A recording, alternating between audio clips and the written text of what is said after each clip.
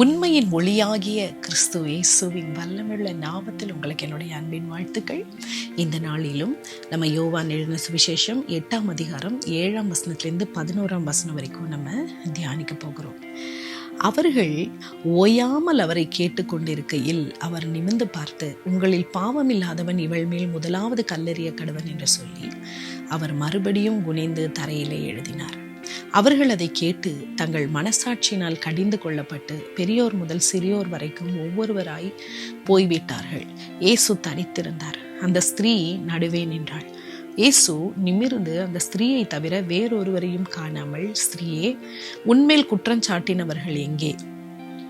ஒருவனாகிலும் உன்னை ஆக்கினைக்குள்ளாக தீர்க்கவில்லையா என்றார்.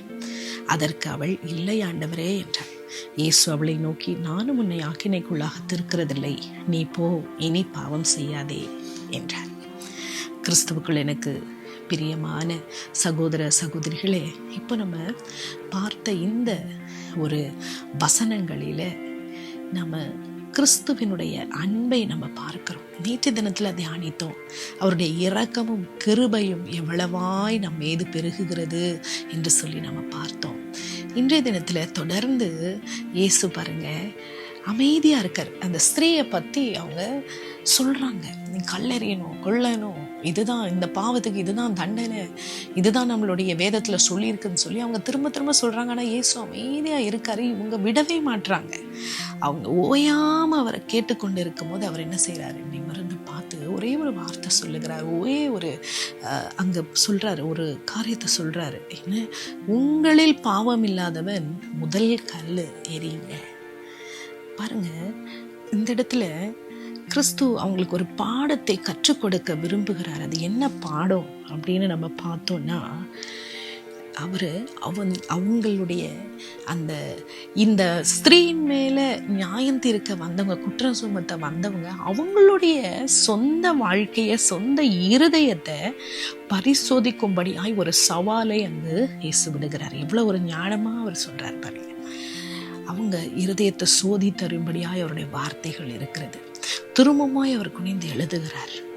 எழுதும்போது அந்த குற்ற சுமத்தருடைய பாவங்களை அவர் ஒரு வேளை எழுதியிருக்கலாம். என்ன எழுதினாருன்னு அங்கே குறிப்பிடப்படலை. அப்போது அவங்க என்ன பண்ணாங்க, மனசாட்சியில் இயேசு சொன்ன அந்த வார்த்தை கேட்டு மனசாட்சியில் குத்துண்டவர்களாய் அவங்க ஒவ்வொருவராய் அவங்க கடந்து போனாங்க. அவங்களுடைய சொந்த பாவங்களை அவங்கள என்ன செய்தது, பாதித்தது, அவங்கள உணர வைத்தது, யோசிக்க வைத்தது. அவங்க அதை மீறி, அவங்க அந்த பெண்ணை அவங்களுடைய குற்றங்களை மீறி அதை அவங்க விட்டுட்டு அவங்க அந்த பெண்ணை குற்றம் சுமத்துகிறதை அந்த இயேசு கிறிஸ்து அவங்களுக்கு உணர்த்தினார்.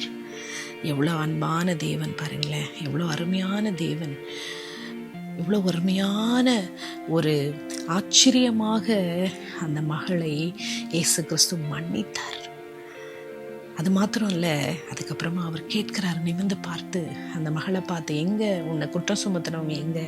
அவர் சொல்கிறா, ஒருத்தரும் இல்லை, எல்லாரும் போயிட்டாங்க. அப்போது இயேசு சொல்கிறாரு, நானும் உன்னை நியாயம் தீர்க்க மாட்டேன். ஏன்னா இயேசு கிறிஸ்து தான் அந்த உண்மைக்கு ஒளியாய் இருக்கிறார். அவர் தான் அந்த சத்தியத்தின் ஒளியாய் அவர் வந்தார். அந்த ஒளி நம்முடைய வாழ்க்கையில் வரும்போது அது நம்முடைய வாழ்க்கையில் உள்ள பாவங்களை நமக்கு வெளிப்படுத்தி, நம்ம தேவனுடைய இரக்கத்துக்காக நம்ம எவ்வளோ அவரோட இரக்கம் தேவை, அவருடைய மன்னிப்பு தேவை என்பதை நமக்கு வெளிப்படுத்துகிறது. அப்போ அந்த வெளிச்ச ஒளி நம்முடைய வாழ்க்கையில் வருகிறதற்கு நம்ம இடம் கொடுக்க வேணும். நம்ம எல்லாருமே பாவம் செய்து கெட்டு போனவர்கள் தான். நம்ம ஒருத்தரும் நம்ம மற்றவங்களை கல்லெறிய தகுதியுள்ளவர்கள் அல்ல. இயேசு கிறிஸ்து நம்மளை குற்றப்படுத்த வரல, நம் பாவிகளை ரட்சிக்க தான் அவர் வந்தாரு, மீட்டெடுக்க வந்தாரு, நமக்கு புது வாழ்க்கையை தர வந்தாரு. அதை நம்ம உணர்ந்தவர்களாய், அதுக்கு எப்பவுமே நம்ம நன்றியுள்ளவர்களாய், ஒவ்வொரு நாளும் நம்மை சோதித்து பார்த்து, இருதயத்தை பார்த்து நாம நிதானிச்சு நம்ம அறியும் போது நம்ம மற்றவர்களை எளிதாக நம்ம என்ன செய்ய மாட்டோம், குற்றம் தீர்க்க மாட்டோம். அப்போ நாம் என்ன செய்யணும், ஒவ்வொரு நாளும் நம்முடைய சொந்த பாவங்களை நம்ம அறிக்கை செய்து தேவனுடைய கிருபையை நம்ம பெற்றுக்கொள்ளணும். மற்றவங்களை குற்றம் சுமத்தி நியாயம் தீர்க்கிறதுக்கு பதிலாக நாம நம்மை நியாயம் தீர்க்க வேண்டும் என்று நம்ம பார்க்கிறோம். அப்போ நம்ம இந்த உண்மையின் ஒளியாகிய கிறிஸ்துவை நம்முடைய இருதயத்தில் நம்ம ஏற்றுக்கொண்டு, நம்முடைய இருதயத்தில் அவர் நம்ம வாசம் செய்து ஒவ்வொரு நாளும் அவருடைய கிருபையும் இரக்கமும் நமக்கு போதுமானதாக இருக்கிறதுக்கு நம்ம என்ன செய்யணும்? நம்மை அர்ப்பணிக்க வேண்டும். அதே கிருபையும் இரக்கமும் நம்மளோட வாழ்க்கையில் இருக்கும்போது மற்றவர்களுக்கும் அது ஆசீர்வாதமாக இருக்கும். அவருடைய வாழ்க்கையில் கிறிஸ்துவினுடைய அன்பின் வல்லமை கிரியை செய்ய ஆரம்பிக்கும். நம்ம மூலமாக, உங்கள் மூலமாகவும், என் மூலமாகவும் எவ்வளோ பெரிய மேன்மையான வாழ்க்கை பாருங்கள். இதை விட்டுட்டு நம்ம மற்றவங்களை குற்றப்படுத்திட்டு, மற்றவங்களை குறை சொல்லிக்கிட்டு, நம்முடைய வாழ்க்கையில் நம்ம ஆண்டோடைய இரக்கத்தையும் கிருபையும் நம்ம விட்டுவிடக்கூடாது. இன்றைக்கி நம்ம ஆராய்ந்து பார்ப்போம். ஆராய்ந்து பார்த்து கர்த்தர் நம்மை சரி செய்யும்படியாய் அவருடைய உன்னதமான கரங்களில் நம்மை அர்ப்பணித்து ஜெபிப்போமா? என் அன்பின் ஆண்டவரே, நாங்கள் எங்களையும் நியாயம் தீர்த்து, எங்களை நிதானித்து அறிந்து, உங்கள்கிட்ட மன்னிப்பு கேட்டு, உங்கள் கிருபைக்காக காத்திருக்க, இரக்கத்துக்காக காத்திருக்க எங்களுக்கு கிருபை தாரும். உங்கள் இரக்கமும் கிருபை எங்கள் வாழ்க்கையில் நிறைந்திருக்கும் போது நாங்களும் ஆண்டவரே உண்மையின் ஒளியாகிய உண்மை மற்றவர்களுக்கு அறிமுகப்படுத்த கிருபை உள்ளவர்களா, இரக்கமுள்ளவர்களா நாங்கள் இருக்க கர்த்தர் எங்களுக்கு கிருபை தாரும் சுவாமி.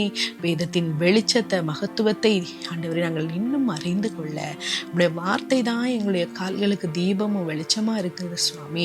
உம்முடைய மன்னிப்பை நாங்கள் பெற்றுக்கொண்டு தகப்பனே உம்முடைய கிருபையில மீட்கப்பட்டவர்களாய் நாங்கள் வாழ கர்த்தர் உதவி செய்யும்.